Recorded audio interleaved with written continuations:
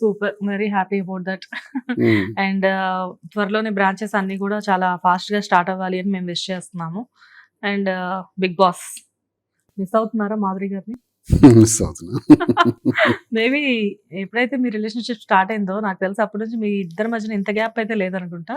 లేదు, రిలేషన్షిప్ అంటే మేము ఒక బెస్ట్ అంటే ఏది చేసినా ఒక బయటికి అడుగు పెట్టాలంటే కలిసి వెళ్ళటం అలవాటు. Hmm. ఓ సినిమాకి వెళ్ళాలన్నా, మార్కెట్కి వెళ్ళాలన్నా, ఎక్కడికి వెళ్ళాలన్నా కలిసే చేస్తాం. ఇంతవరకు తనకు వైపు నేను వైపు వెళ్ళి చేయటం జరగల. ఆ అవును. అటాచ్మెంట్ బాండింగ్ ఎక్కువైపోయింది. అయిపోవటం వల్ల ఇప్పుడు తనకి ఇబ్బంది, మాకు ఇబ్బంది. కానీ అలా ఎలా అవుతుంది? లైఫ్ అన్నాక తప్పదు. ముందు బిగ్ బాస్లోకి పిలిచారు, రాలేమని చెప్పేసాం. మళ్ళీ పిలిచారు. సెకండ్ కాల్ని ఎందుకో నాకు రిజెక్ట్ చేయాలనిపించలేదు. పంపిద్దాం, ఇది ఒక అదేంటి ఆవిడ మాకు ముందు ఇచ్చిన ఇంటర్వ్యూలో అసలు మీకు ఇష్టమే లేదని చెప్పారు. ఇష్టం లేదు. ఇప్పుడు చెప్తున్నాను కదా, ఎందుకు మనకి అవసరం అని అనుకున్నాం. కానీ ఆ టీం నుంచి ఎప్పుడైతే కబుర్ వచ్చిందో సెకండ్ టైం, సరేలే పంపిద్దాం, మనకి మరింత యాడెడ్ స్ట్రెంగ్త్ అవుతుంది కదా అని పంపించాం. ఓకే.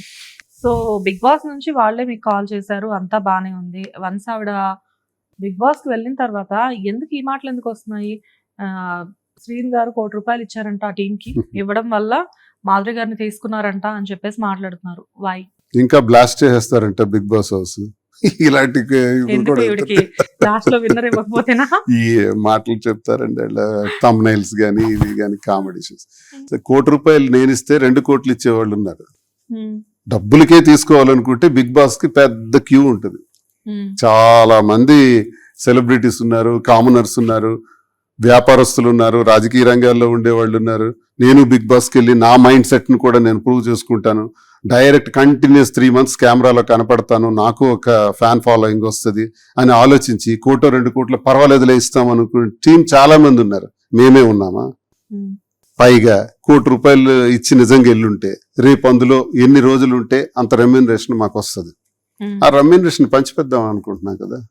ఆ రెమ్యూనరేషన్ పేదవాళ్ళకి, అనాథలకో, లేకపోతే క్యాన్సర్ పేషెంట్స్కో, లేకపోతే విద్యార్థులు చదువుకునే వాళ్ళు ఫీజులు కట్టలేని వాళ్ళు ఉంటే వాళ్ళకో, వికలాంగులకో అది పంచేద్దాం అని డిసైడ్ అయ్యాం. మేము ఆ డబ్బు ముట్టుకోం. ఆ డెసిషన్కి మేము వచ్చినప్పుడు మరి ₹1 కోటి ఎందుకు ఇవ్వాలి? ఏమొస్తుంది మాకు? మాకేం ఇప్పుడు మేము ఎవరికైనా తెలియని వాళ్ళమా?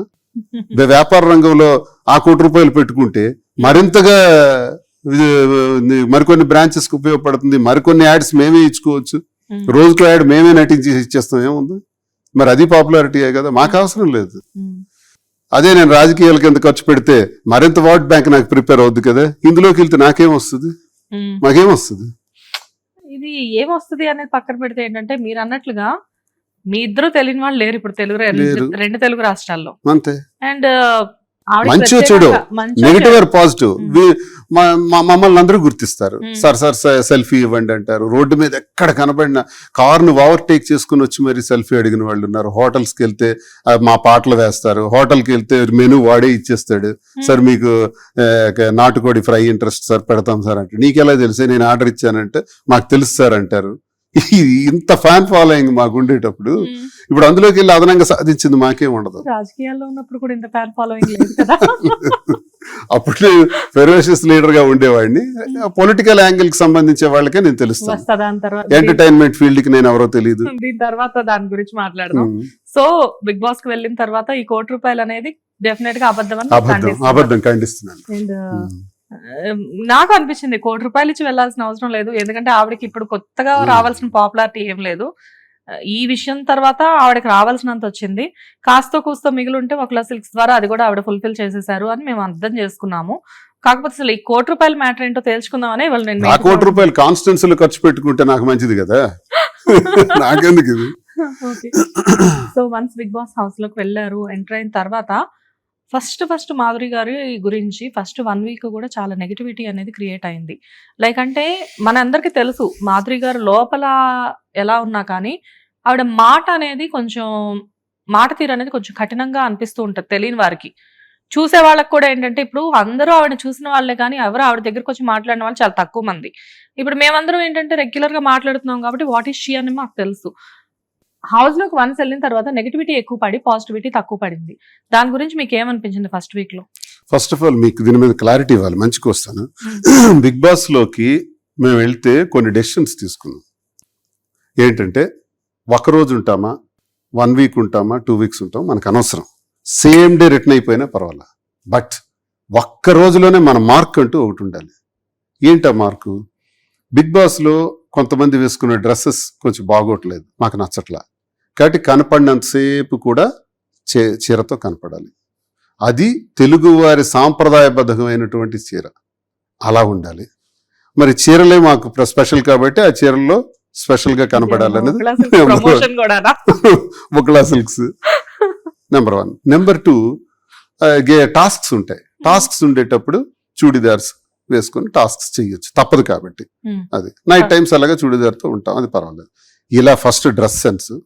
2, రిలేషన్స్ బాండింగ్స్ మీద మాకు అసహ్యంగా ఉంది. నాకే కాదు, ప్రజలకు కూడా అసహ్యంగా ఉంది. ఏంటి? తండ్రి కూతురు బాండింగ్, అన్న చెల్లెలు బాండింగ్, లవర్స్ బాండింగ్స్. 35 రోజుల నుంచి మేము చూస్తున్నది గొడవే అది. 35 రోజుల ఇన్ఫ్లుయెన్స్తో చూచి హౌస్లోకి వెళ్ళింది మాధురి. వెళ్ళేటప్పుడు బాండింగ్స్తో ఎవరైతే అక్కడ స్పాయిల్ చేస్తున్నారో, మాస్కులు పెట్టుకొని ఉంటున్నారో, రియాలిటీ షోలో రియల్గా ఉండకుండా నటిస్తున్నారో దాన్ని టార్గెట్ చేయాలని వెళ్ళాం. నిజంగా తన కోపానికి అర్థం ఇది ఏంటంటే, ఏంటి నాన్న నాగార్జున గారి దగ్గర కూడా అదే అన్నారు, బాండింగ్స్ ఏంటి సార్ అని. నాన్న అంటున్నారు. తండ్రి కోసం కప్పు వదిలేస్తారా? ఫైనల్ విన్నర్ని విడిచిపెట్టుకుంటారా? లేదా కూతురు కోసం తండ్రి విడిచిపెట్టుకుంటాడా? విడిచిపెట్టుకోం కదా, బయట విడిచిపెట్టుకుంటాం, ఒకరికొకరు త్యాగం చేస్తాం. తండ్రి కూతురు లవర్స్ ట్రాగర్ ఇక్కడేంటి భయం ఉండవు, ఇది గేమ్, ఇది గేమ్ లాగా ఆడండి అని. అంతవరకు ఆ ట్రాప్స్ లో వెళ్తున్నటువంటి కళ్యాణ్ మీద కొంచెం స్పీడ్ గా మాట్లాడాల్సి వచ్చింది. ఆ మాట్లాడటానికి రీజన్ ఏంటంటే అంతవరకు కళ్యాణ్ చేసే బిహేవియర్ మీద కోపం. అలాగే రీతు కూడా ఏదో ఆ ట్రాక్స్ లో వెళ్తుంది కాబట్టి నువ్వు ఆడాల్సింది ఆడాలి తప్ప ఏంటి రాత్రి అంతా పడుకోకుండా నిద్రలు లేకుండా చెడగొడుతున్నారని ఏదో ఒక సబ్జెక్ట్ మీద పెట్టి మాట్లాడటం జరిగింది. దీన్ని నెగిటివ్ గా తీసుకున్నారు అందరూ. కానీ అది ఒరిజినల్ క్యారెక్టర్ కాదు మాధురిది. ఫస్ట్ ఆఫ్ ఆల్ వీటిని ఛేదించాలి. మీరు చూసారు ఇప్పుడు దెబ్బకి మాధురి వెళ్ళిన తర్వాత రిలేషన్స్ బాండింగ్స్ పటాపంచలు అయిపోయింది. ఇంక ఎవడ ఆట ఆడుతున్నాడు.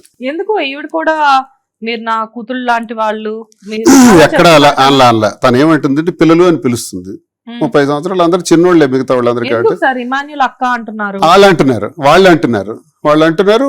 చూడండి, ఒక్కటి మాత్రం ఇక్కడ ఉంటది, 1 రోజు 2 రోజులు వారం రోజులు 10 రోజుల తర్వాత మనం ఇక్కడే ఇలాగే నలుగురం కూర్చున్నాం అనుకోండి, అలాగే ఏంటి తమ్ముడు అనాల్సి వస్తుంది నేనే 1 వారం రోజుల తర్వాత. సో ఏదో ఒక పేరు పెట్టే మీద పిలవాలి, లేదా తమ్ముడు అని పిలవాలి, అన్నని పిలవాలి, ఏమమ్మా అని మీకు చెల్లెమ్మలాగా నేను పిలవాలి, ఏదో ఒకటి చేయక తప్పదు. హిట్ టీవీ యాప్, ఇందులో short news, live news, entertainment shows, movies, digital magazines తో పాటు మీ జిల్లా వార్తలను కూడా ఫ్రీగా చూడొచ్చు. ఇంకెందుకు ఆలస్యం, వెంటనే హిట్ టీవీ యాప్ ని డౌన్లోడ్ చేసుకుని ఫ్రీగా ఎంటర్టైన్మెంట్ పొందండి. Hit TV app. Hit TV app. Please download hit TV app. Hit TV app ని ఫ్రీగా డౌన్లోడ్ చేసుకుని ఎంజాయ్ చేయండి. మీకు నచ్చిన ఎంటర్టైన్మెంట్ కోసం హిట్ టీవీ యాప్ ని ఫ్రీగా డౌన్లోడ్ చేసుకుని ఎంజాయ్ చేయండి. హిట్ టీవీ యాప్ ని డౌన్లోడ్ చేసుకుని ఆస్వాదించండి, ఆశీర్వదించండి. ఇంతమంది సెలబ్రిటీలు హిట్ టీవీ యాప్ ని డౌన్లోడ్ చేసుకోండి అని చెప్తున్నారంటే ఎంత మంచి యాప్ ఆలోచించండి. అమెరికాలో చదవాలనుకునే వాళ్ళకి విశ్వసనీయమైన పేరు మన శౌర్య కన్సల్టెన్సీ. UK లో 1 year masters. UK లో 1 year masters. 2 years work permit up to 5 years visa. Contact Saurya Consultancy. Contact 89851 89851.